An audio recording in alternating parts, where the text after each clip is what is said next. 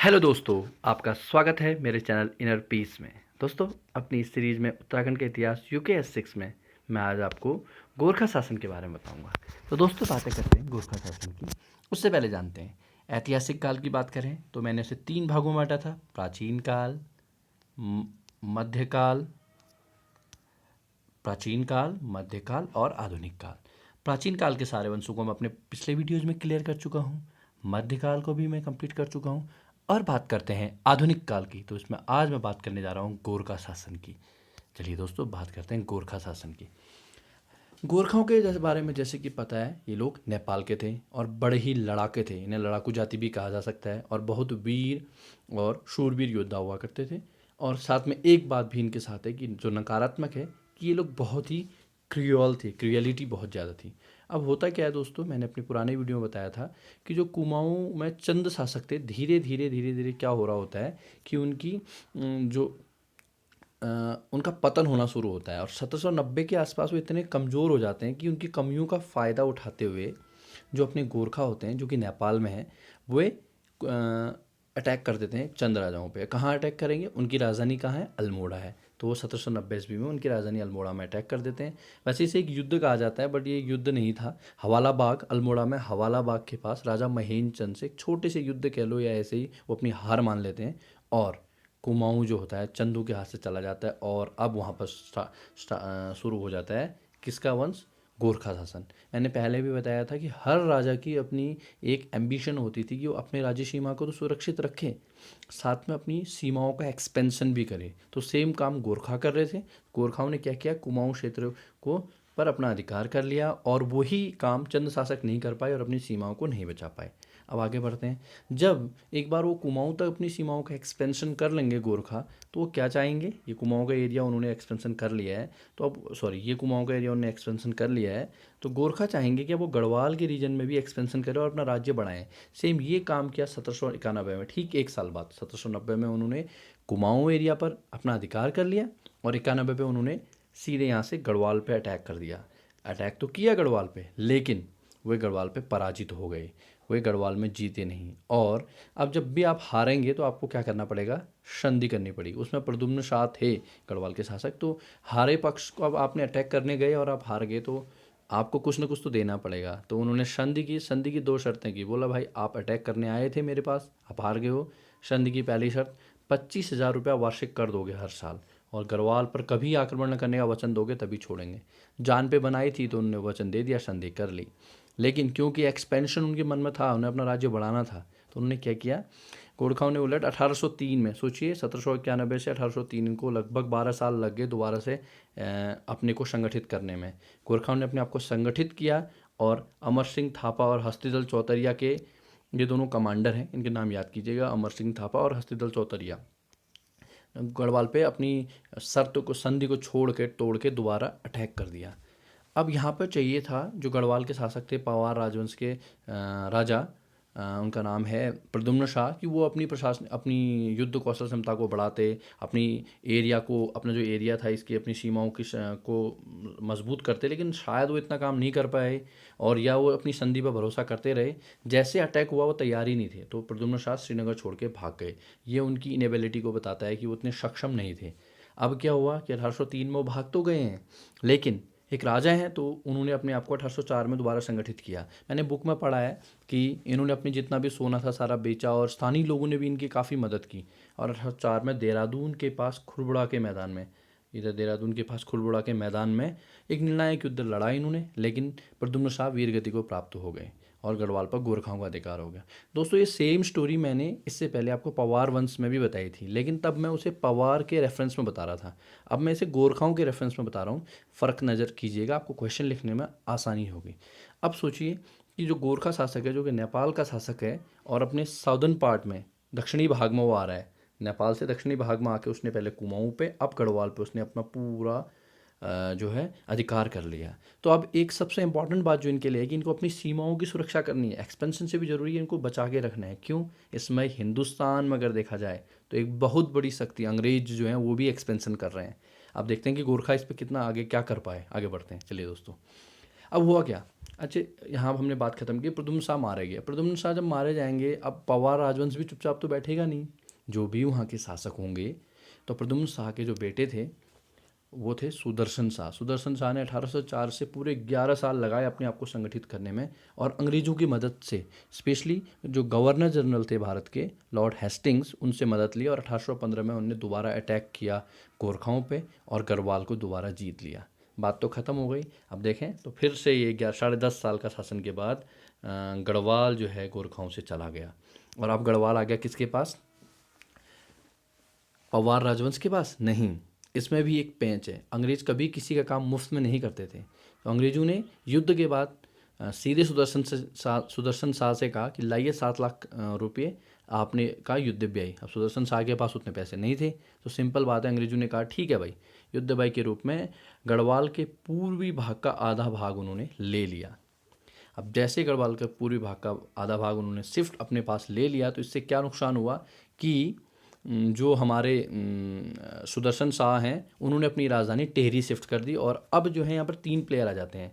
यहाँ पर कौन है, यहाँ पर दोस्तों हैं कुमाऊँ में गोरखा, इस एरिया में अंग्रेज, और इस एरिया में एक राजा हैं पवार राजवंश के राजा, जिनके पास कोई शक्ति नहीं, क्योंकि गोरखाओं से वो लड़ नहीं सकते, और अंग्रेजों से क्या लड़ेंगे, अंग्रेजों ने ही उन्हें राजा बनाया है। तो वो तो एक तरह से न्यूट्रल हो गए हैं। अब 2 शक्तियाँ बढ़ गई, एक अंग्रेज और एक दूसरे जो राजा है गोरखा।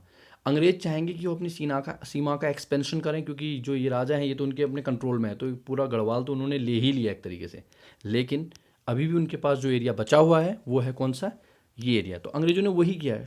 ठीक, अंग्रेजों ने एक भी मिनट नहीं गवाया। 1815 में ही अंग्रेज क्या करते हैं, सीधे कर्नल निकोल्स और कर्नल गॉर्डनर के नेतृत्व में, याद रखना दोनों के नाम बहुत इंपॉर्टेंट है, कर्नल निकोल्स और कर्नल गॉर्डनर। कर्नल गॉर्डनर तो एटलीस्ट याद कीजिएगा, ने क्या किया, सीधे अल्मोड़ा जीत लिया। कुमाऊँ की राजधानी जो थी अल्मोड़ा ही थी उसमें, तो सीधे अल्मोड़ा पे अटैक किया, अल्मोड़ा जीत लिया। अब क्या होगा, जब अल्मोड़ा जीत लिया तो 1815 में कर्नल गार्डनर जो इंपॉर्टेंट थे ने नेपाली शासक बम शाह के बीच एक संधि कर दी भाई, ट्रीटी हो गई। अब ट्रीटी क्या करी इन्होंने, मैंने आपके याद करने के लिए, वो लोग हैं नहीं, ये देखिए इन्हें आप बम शाह मान लीजिए नेपाली शासक, और एक कर्नल गार्डनर, इन दोनों ने एक ट्रीटी की, और ट्रीटी के तहत कह दिया बम शाह ने, ठीक है भाई आप जीत गए हैं, आप कुमाऊँ की सत्ता ले लीजिए, क्योंकि जीते आदमी को ही संधि में फ़ायदा होता है। चलिए आगे बढ़ते हैं। अब बात करते हैं, तो कुमाऊँ और गढ़वाल लगभग कहा जाए तो अंग्रेज़ों के हो चुके हैं, लेकिन कोई संधि ऐसी तो हुई नहीं है कम्प्लीटली। तो हुआ क्या कि अमर सिंह थापा जो हार गए थे यहाँ इस युद्ध में, अमर सिंह थापा की हार, मेनली कमांडर तो वही थे, कि हार के बाद अंग्रेज़ों और गोरखाओं के मध्य एक संधि होती है 1815 में। बहुत इंपॉर्टेंट है, संगौली की संधि याद कीजिएगा, डिस्क्रिप्टिव हो या 1 मार्क्स क्वेश्चन हो, पक्का क्वेश्चन आ सकता है। तो ये संगौली की संधि इसलिए भी इंपॉर्टेंट है कि उत्तराखंड में नहीं, बिहार के चंपारण में हुई है, याद रखिएगा, लेकिन हमारे लिए बड़ी इंपॉर्टेंट है। 1815 में इन्हें संधि की। संगौली संधि की 4 बातें बड़ी इंपॉर्टेंट है, 4 बातें हम याद करेंगे। पहली बात तो इन्होंने कहा कि गढ़वाल और कुमाऊँ के जो ज़िले हैं दोनों के दोनों अंग्रेज़ों के हो गए। कहा इन्होंने, कहा भैया ये गढ़वाल और कुमाऊँ के ज़िलों पर हमारा कोई अधिकार नहीं, आप ले लीजिए, पहला पॉइंट। दूसरा कहा कि गोरखे जो हैं सिक्किम से हट गए, गोरखों ने कहा भैया अब हम सिक्किम से भी हट जा रहे हैं। अब देखिएगा कि इस पूरी संधि में केवल और केवल अंग्रेज़ों का फ़ायदा और गोरखों का लॉस हो रहा है। होता भी ऐसा ही है, जब भी संधि होगी हार वाले पक्ष को ही जुर्माना देना पड़ेगा। तो कुमाऊँ और गढ़वाल के ज़िले दे दिए, सिक्किम से हट गए, और साथ साथ अंग्रेज़ों ने कहा भी काठमांडू में एक ब्रिटिश रेजिमेंट हम रखेंगे जिसका भरण पोषण भी आप करेंगे। वो भी नेपाल के गोरखा शासन मान गया। और अगली बात की कि गोरखाओं की भर्ती पर सहमति बनी ब्रिटिश रेजिमेंट में, बोला भाई जो ब्रिटिश रेजिमेंट बनेंगी उनमें गोरखा भर्ती हो सकते हैं। ये दोनों के लिए इंपॉर्टेंट फ़ायदेमंद था, क्योंकि गोरखा लड़ाके थे तो अंग्रेज़ों को उसका फ़ायदा हुआ, गोरखाओं को भी एक जॉब मिली कहा जा सकता है। ये उस समय के परिप्रेक्ष्य में देखें। और लास्ट इंपॉर्टेंट बात थी कि गोरखों ने कहा कि जो उनकी दक्षिणी सीमा है, दक्षिणी सीमा मतलब ये नेपाल, इसका दक्षिणी पार्ट में, तो ये पूरा पहाड़ी राज्य है, तो जो तराई का निचला क्षेत्र था इस पर ये अपना अधिकार नहीं मानेंगे, बोला इस एरिया में, ये एरिया भी गया। तो चारों के चारों जो नुकसान है ये किसे हुए, संगौली की संधि से देखा जाए तो गोरखों को और अंग्रेज़ों को फ़ायदा हुआ, अंग्रेज़ों के एक्सपेंशन की नीति और आगे बढ़ी। अब आगे बढ़ते हैं। लेकिन संगौली की संधि को नेपाल सरकार तो मान ही नहीं रही है, और उसने अंग्रेज़ों, अब हुआ क्या, यहाँ जो नेपाल में सरकार बैठी थी इसने बोला भैया हम नहीं मानते संगौली की संधि।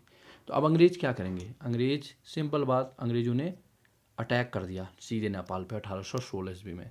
और जैसे अटैक किया और एक छोटा सा युद्ध हुआ काठमांडू के पास, और अंग्रेज़ जीते उसमें, और पराजित होकर नेपाल सरकार ने कहा ठीक है भाई हम संगौली की संधि मानते हैं, और वो चारों की चारों डील है मान लेते हैं। अब अगर देखें तो कुमाऊँ और गढ़वाल में जो शासन रहा है गोरखाओं का, क्योंकि हम गोरखाओं की बात कर रहे हैं, तो कुमाऊं में 25 साल 1790 में ये आते हैं और 1815 में ये कुमाऊं से एग्जिट कर जाते हैं। और गढ़वाल में देखा जाए तो 1794 के आसपास या आते हैं और 1815 में 10.5 साल का इनका शासन रहा है। लेकिन ये शासन इतना अन्यायपूर्ण रहा है, अत्याचारीपूर्ण रहा है, क्योंकि ये लोग लॉजिकली कुछ नहीं देखते थे। मैंने कुछ बुक्स में पढ़ा है कि ये लोग अपने टैक्स वगैरह के लिए ये नहीं देखते थे कि खेती हुई है नहीं, ज़रूरत है या नहीं, बस बहुत अत्याचारपूर्ण शासन था। तो इस शासन को स्थानीय लोग भाषा में गोरख्याली भी कहा जाता है, आज भी याद किया जाता है इनका अन्यायपूर्ण शासन का। एक और लॉजिक बताता हूँ, इसमें फ्यूचर में बताऊंगा कि 1857 का जो संग्राम हुआ था, स्वतंत्रता संग्राम, उसमें उत्तराखंड का रोल बहुत सीमित था। इसका एक रीज़न ये भी है, क्यों?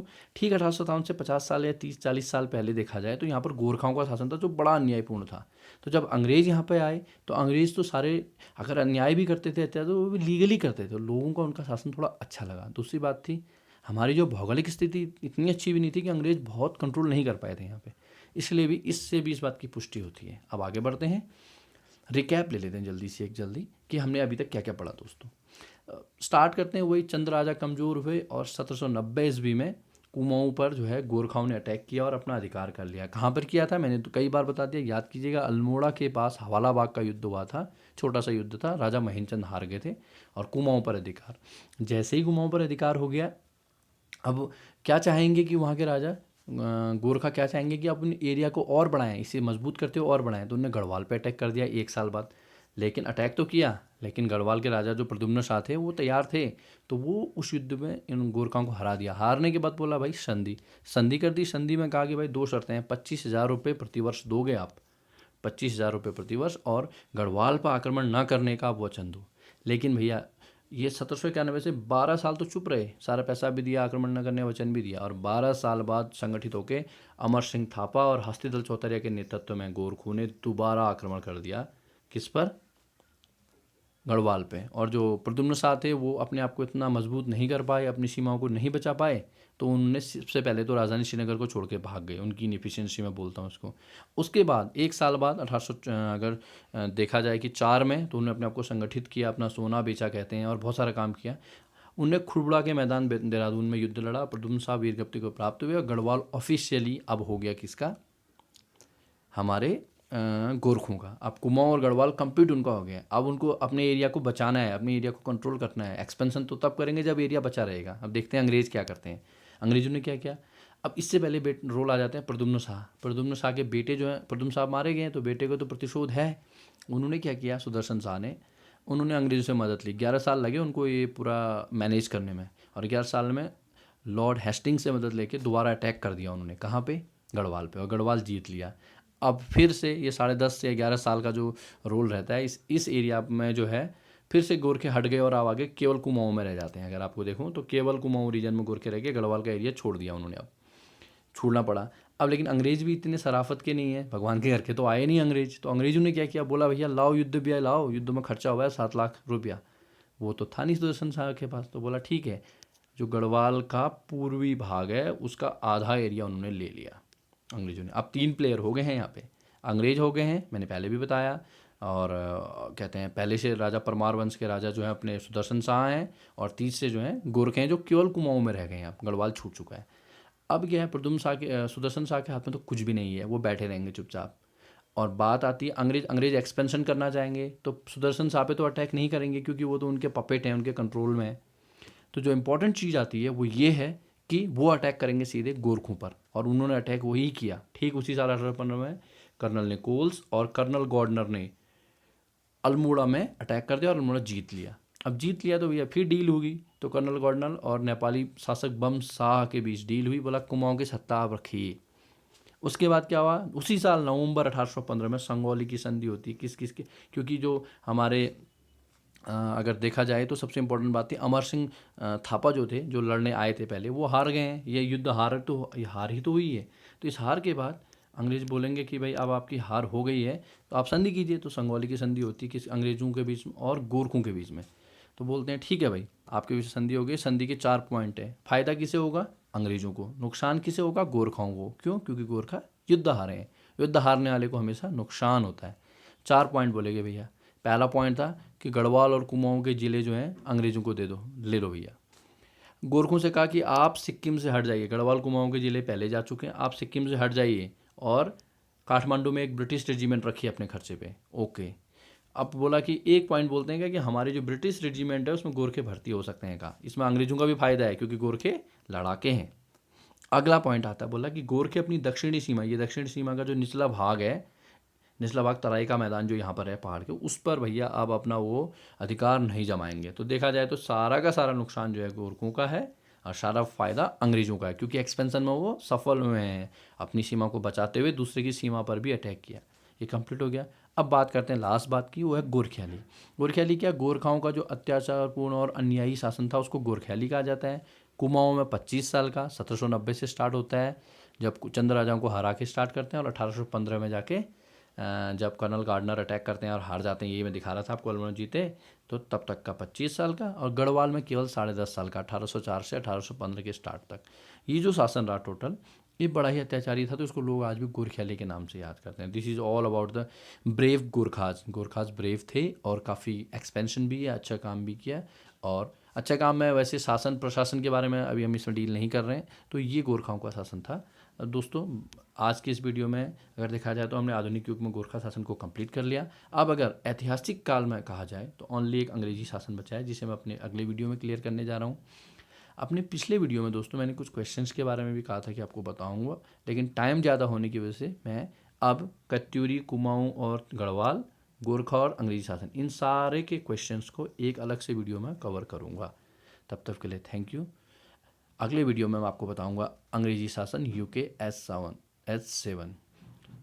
प्लीज़ अगर आपको मेरा पसंद, प्लीज़ लाइक कीजिए, शेयर कीजिए, कमेंट कीजिए और सब्सक्राइब कीजिए मेरे चैनल इनर पीस को। Thank you for watching.